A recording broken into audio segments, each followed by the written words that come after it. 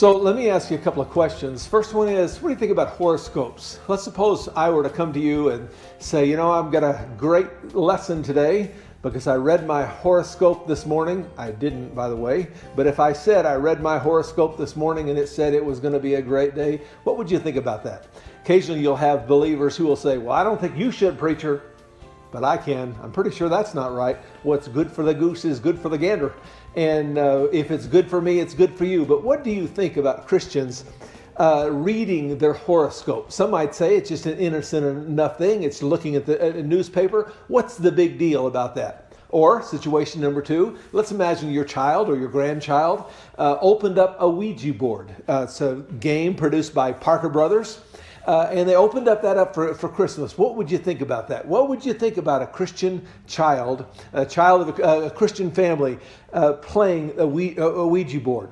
What do you think about going to scary, demonic-themed movies or reading scary, demonic-themed books? You think classically, I don't keep up with these kind of movies too much, but think about the old movie, The Exorcist. Should a Christian watch a movie like The Exorcist? And then one more, last one. What about Halloween? I've heard a lot of Christians say Christians should not participate in Halloween, shouldn't send their kids out on trick-or-treat and so on. Just by the way, it's a bit of an aside, but have you heard about the tragic story of children finding razor blades in apples on Halloween? Have you heard about that?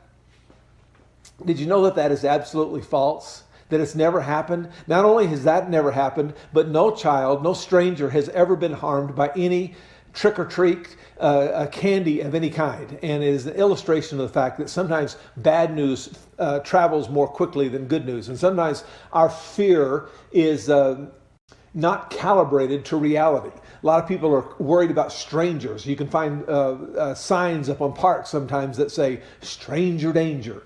Truth be told, strangers very rarely, does happen occasionally, but very rarely do strangers harm a strange child.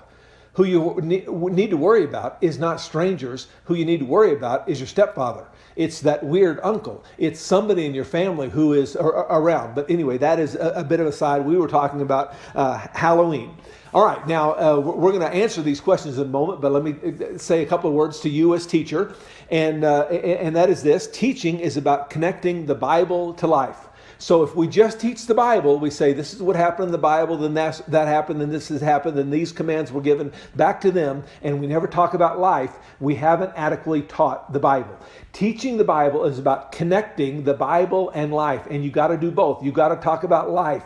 You got to talk about your life and your situation and what's going on, and how does the Bible connect to that.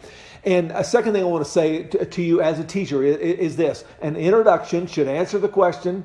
You remember I've said this to you before. An introduction should answer the question, why should I listen to you today? And you ought to focus your lesson around one big idea and then present that big idea in the form of a promise and say to your people, if you will listen to me today, this is the benefit that you will get out of it. One of the best ways to introduce a lesson, I heard a teaching this last weekend and I found myself about 10 minutes into it, about half bored.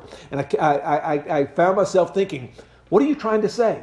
And if you had just given me a promise, if you had said to me, if you will listen to me today, this is what you're going to get out of it. And you want to say early in your lesson this week to your people, if you will listen and pay attention and apply, we're going to talk to you about whether or not a Christian should participate should have a Ouija board, whether or not a Christian should participate in Halloween, whether or not a Christian should watch scary demon-themed movies, and so on. If you will listen and pay attention today, you're going to get something out of it, and you're going to learn how to live the Christian life. All right. One other aside, in a way, or background information, Romans 14:5.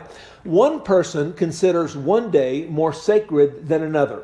Another considers every day alike. Now listen to this. Each of them should be fully convinced in their own mind, and the context is, and have differing points of view. And this is a question, when we get into the specifics of it, you may have differing points of view. And let me just give you a little spoiler alert. I did send my kids out on trick-or-treat. And I've never thought that dressing your kids up with goofy outfits was a violation of biblical command. And the reason for that is a man who discipled